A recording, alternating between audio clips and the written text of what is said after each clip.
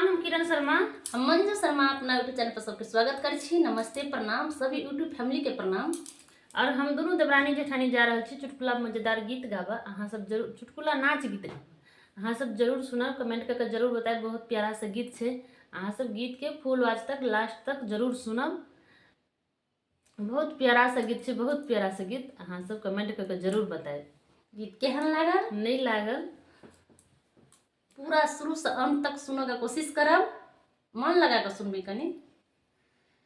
पापा के दिहल गहना, पिया के दिहल लहंगा। पापा के दिहल गहना, पिया के दिहल लहंगा। लहर मार हो लहर मार, जब चले ले डगरिया। लहर मार जब चले ली हरहिया। लहर मार लाइट मारे गहना, हवा में उड़े लहंगा। लाइट मारे गहना, हवा में उड़े लहंगा। लहर मार हो लहर मारे हो, पिया के दिहल लहंगा। लहर मार हो, पिया के दिहल लहंगा। लहर मार हो, पिया के दिहल लहंगा। लहर मार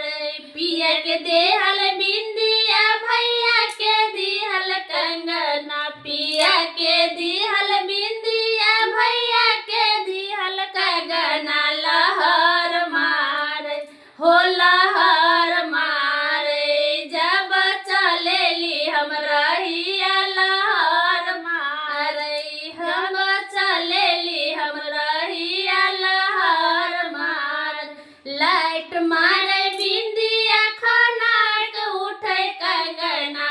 लाइट मारे बिंदिया, खनाक उठे कंगना। लहर मार हो लहर मार पिया जे दिहल बिंदिया। लहर मार हो, पिया के दिहल बिंदिया। लहर मार नैहर के दिहल सा